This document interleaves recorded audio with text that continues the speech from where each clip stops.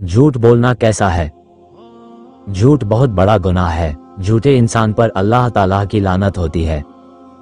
अल्लाह ताला कुरान करीम में फरमाता है, बेशक झूठ बोलने वाले पर अल्लाह की लानत है। सूरह 3 आयत 61।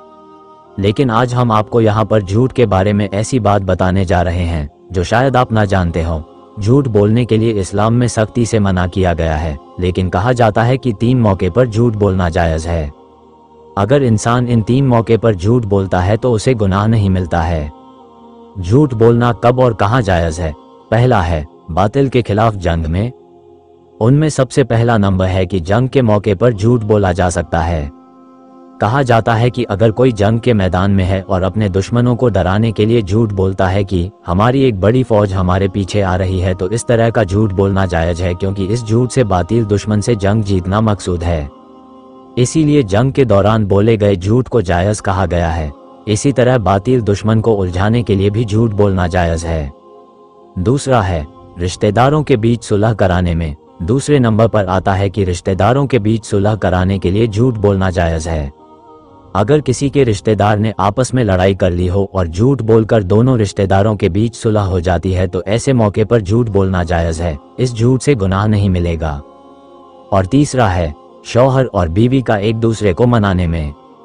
तीसरे नंबर पर आता है कि शौहर और बीवी का आपस में झूठ बोलना जायज़ है। शौहर और बीवी के झूठ से मकसूद ये है कि आपस में मोहब्बत उल्फत पैदा हो, तो इसे झूठ नहीं कहा जाएगा।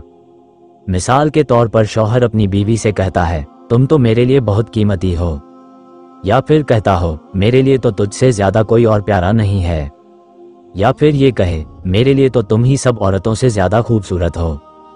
इस तरह के अल्फाज कहे, इससे वो झूठे मुराद नहीं है जिससे हुकूक मारने का बाइस बनता हो या फिर वाजिबात और फराइज से फरार होने का बाइस बनता हो।